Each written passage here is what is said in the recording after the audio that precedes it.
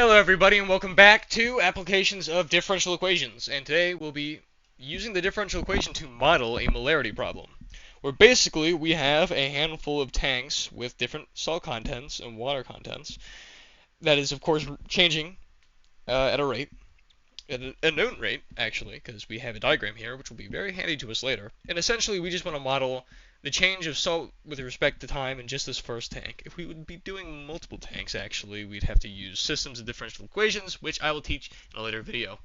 For now, let's just crack right into it, baby.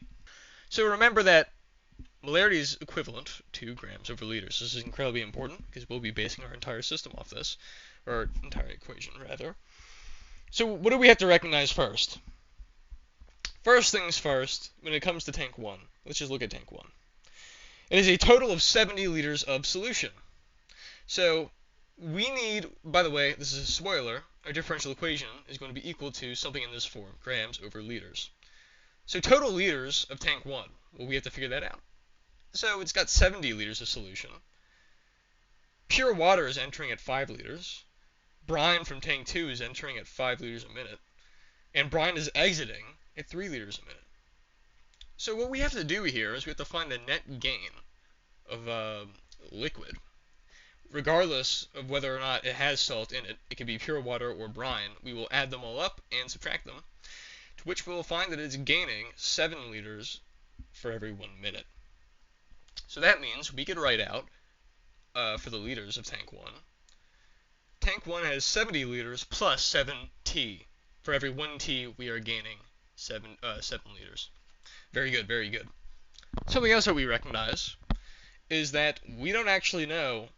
It gets everything. So first things first, actually, let me just tell you. We do have an initial condition here. Time t equals 0, we have 12 grams of salt.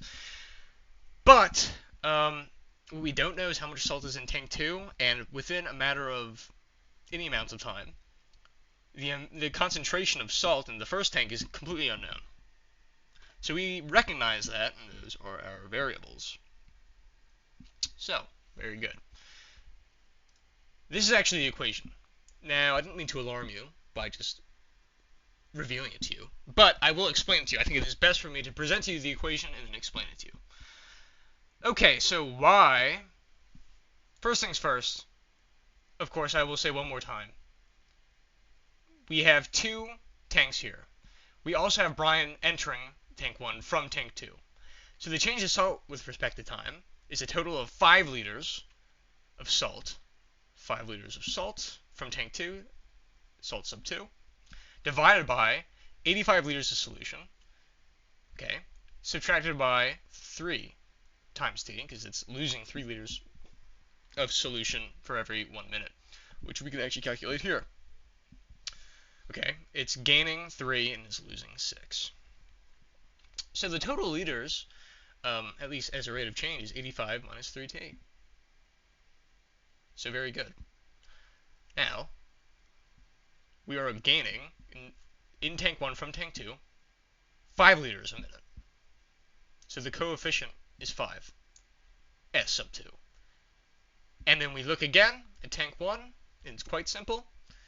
We already have our total liters and how they change with respect to time. But if you look at this, it's losing 3 liters a minute. So we subtract 3 times S sub 1, whatever that salt concentration may be, and then you can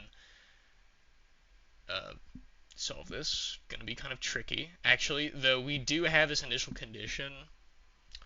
So at time t equals 0, I guess we could find salt sub 2. But this is how the modeling is, and that's about it. It's really not that difficult. Pretty simple, and rock out.